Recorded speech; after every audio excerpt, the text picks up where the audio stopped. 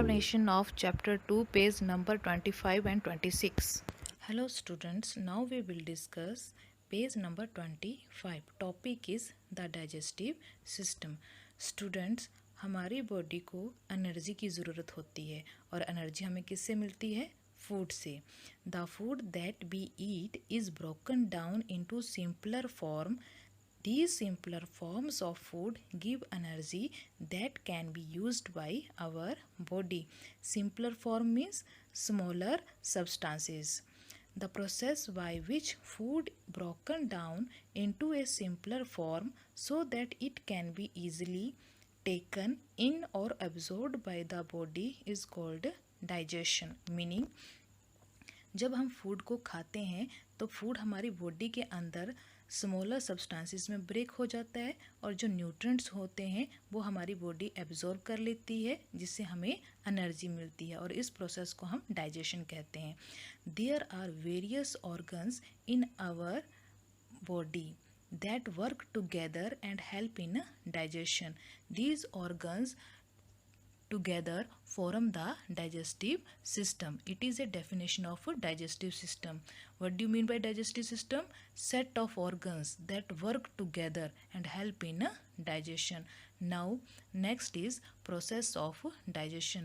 Look at the picture below. First organ is mouth. The process of digestion start in the mouth. Here food is broken down by biting and chewing. This chewed food mixes with a liquid called saliva which help in digestion. Mouth में teeth food को चबाते हैं और food तब saliva के साथ mix हो जाता है. सलाइवा मीन्स स्पिट मीन्स थूक. सलाइवा फूड को सॉफ्ट बना देता है which helps in digestion. Second organ is food pipe. Food pipe is also called esophagus. OESOPHAGUS. Food passes from the mouth through this thin tube called the food pipe and reaches the stomach. Third organ is stomach. It is a sac-like organ where food is broken down further. Stomach हमारा खाली bag की तरह होता है जहाँ food again break होता है. Fourth one is small intestine. Food from the stomach passes into small intestine. Here all the useful nutrients are absorbed by the blood and taken to all parts of the body. Small intestine में food break होने के बाद nutrients में change हो जाता है और nutrients blood जो है न्यूट्रिएंट्स एब्जॉर्ब कर लेता है and taken to all parts of the body. Fifth organ is liver. It produces juices that play an important role in the digestion of food. Liver जो है डाइजेस्टिव जूसेस प्रोड्यूस करता है जो food को पचाने में हेल्प करता है. Sixth one is large intestine. It holds the food that can not be digested and absorb water from it and forms waste called feces. Large intestine जो उस फूड को होल्ड करके रखती है जो हम डाइजेस्ट नहीं करते हैं. उस अनडाइजेस्ट फूड में से वो पानी को सोख लेती है और क्या फॉर्म करती है? Faeces. Faeces means solid waste. Seventh is anus.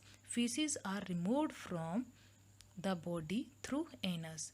Solid waste को आप एनस के थ्रू अपनी बॉडी से रिमूव कर देते हो. So these are the organs of digestive system. First organ is mouth, second is food pipe, third one is stomach, fourth one is small intestine, fifth one is liver, sixth one is large intestine, seventh is anus. Now next topic is healthy eating habits.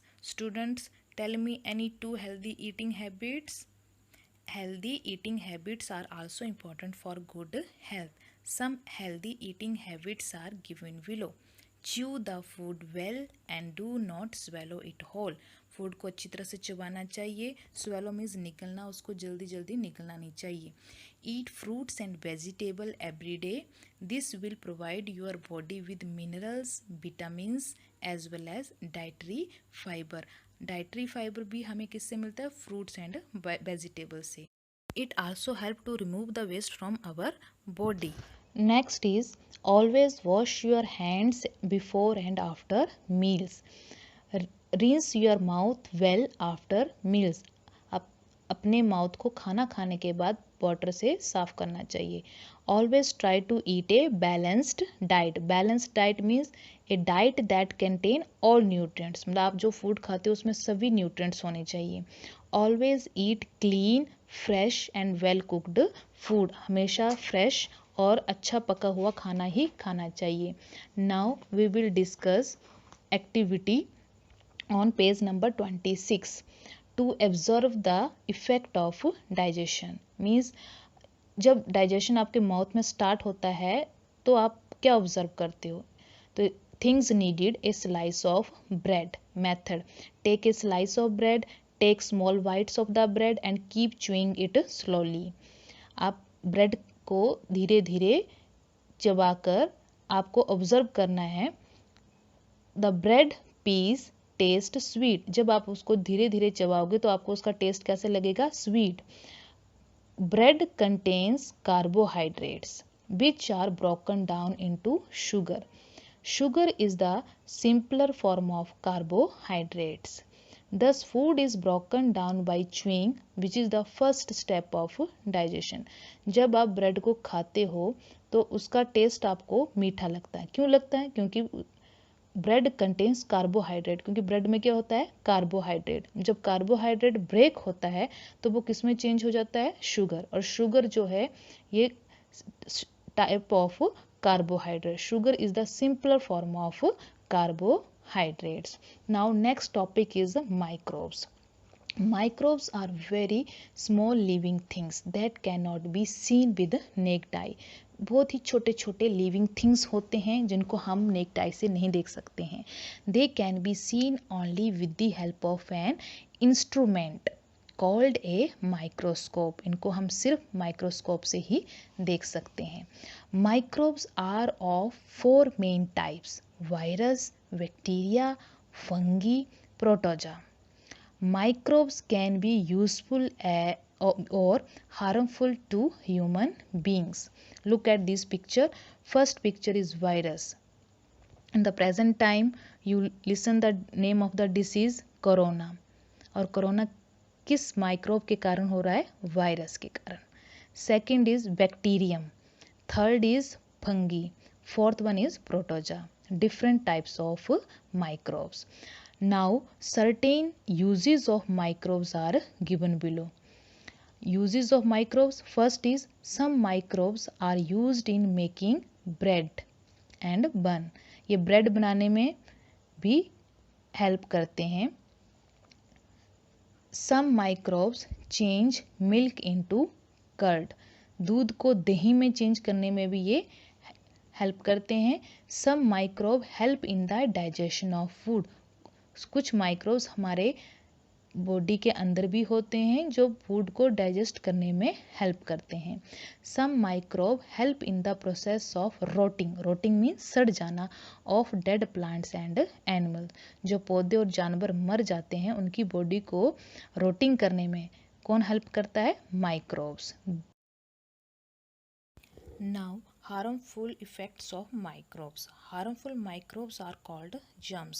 They can cause diseases. Some of the diseases caused by microbes are given below. First one is virus. Cause diseases such as common cold, influenza and polio. Influenza means flu. Second one is bacteria cause diseases such as typhoid, tuberculosis and cholera. Typhoid means हमारी joints में pen रहता है, पूरी body में pen रहता है। Tuberculosis में हमारी body day by day thin होती जाती है। एंड कॉलरा मीन्स हैजा। Next is fungi cause disease such as ringworm. Ringworm means skin से related disease. And athlete's foot means पैरों की उंगलियों में रेड कलर के रैशेस पड़ जाते। Next one is protozoa cause diseases such as food poisoning, dysentery and malaria. Food poisoning means vomit होना, dysentery means पेट खराब हो जाना and malaria. Students read page number 25 and 26 from textbook in 2 times.